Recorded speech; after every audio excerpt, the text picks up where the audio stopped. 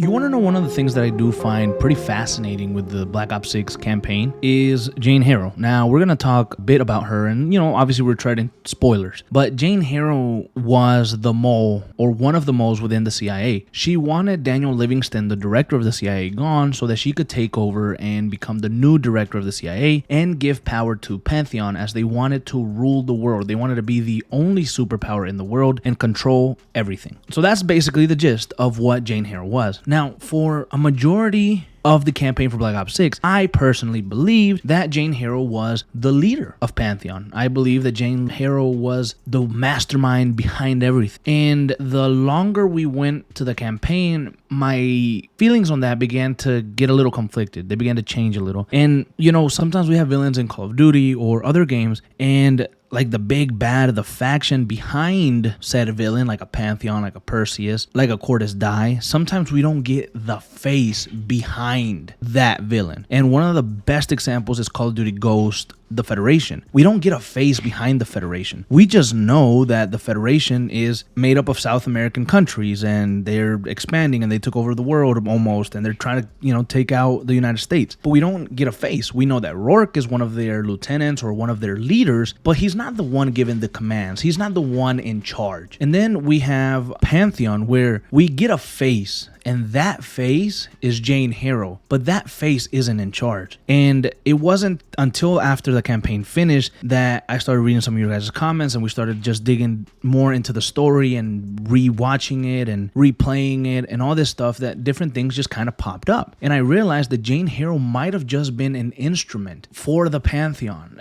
She must have just been a means to an end. From my understanding, it seems that Jane Harrow was manipulated from a young age by Pantheon. It seems that somebody within the CIA, and again, we're going to assume that this might be Pantheon, and we might assume that Pantheon has been in the shadows of the CIA for decades. Maybe they sent out a hit on Jane Harrow's parents and accused very good CIA agents of being double agents. And they orchestrated this because maybe they planned out Jane Harrow's entire life. They said, we murder the parents. We get her to go on this path to pursue the truth. She becomes part of the CIA. She starts going up in rank. And then when she's finally seeking those answers that she can't get, we will provide those answers for her as Pantheon. And we're going to tell her that we can give her everything that she needs, that we can provide the truth, that we can show her how the CIA is just a twisted organization that double crosses everyone and doesn't care for their operatives. And I think that she was manipulated from a very, very young age. And this plan that Pantheon had for her, they made her into the person that she was. And I think it makes the story so much more interesting because Jane Harrow wasn't the leader. She was just a puppet.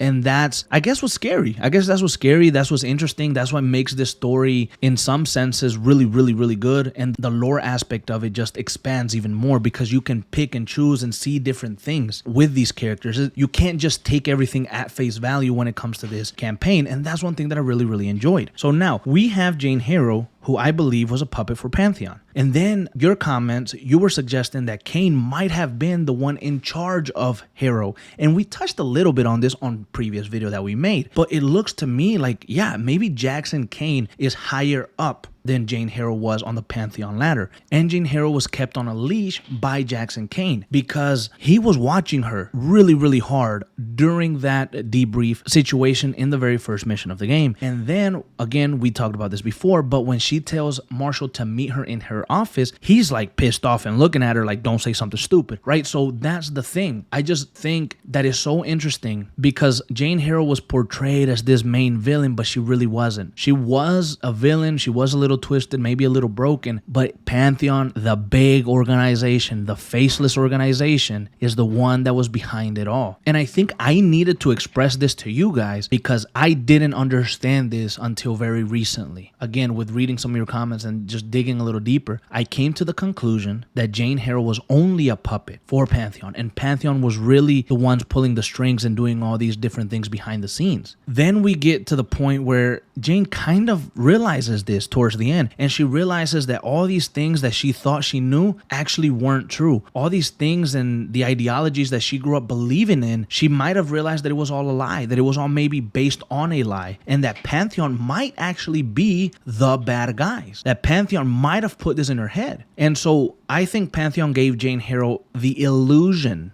of power. They gave her the illusion of finding the truth about her family, about the CIA, about Russell Adler. But it was all an illusion. It was all planted very methodically by the Pantheon. And so maybe the Pantheon doesn't have a one singular head. Maybe it's a host of CIA operatives that are in charge, maybe higher up government officials that are in charge of Pantheon, and they're the ones working behind the scenes, and that just gives them even more power, because if it's more than one person, more than one entity, then the possibilities are endless. I mean, this could go way higher than we think, right? Who knows what real government officials are involved with Pantheon. The Pantheon web just goes so much deeper, and although Jane Harrow is dead, this isn't the end of Pantheon. And I think there's a part of me that maybe feels bad for Jane, as her whole life might have been a complete lie. And when you really sit down and think about that and what that entails, it has to fuck with your brain a bit.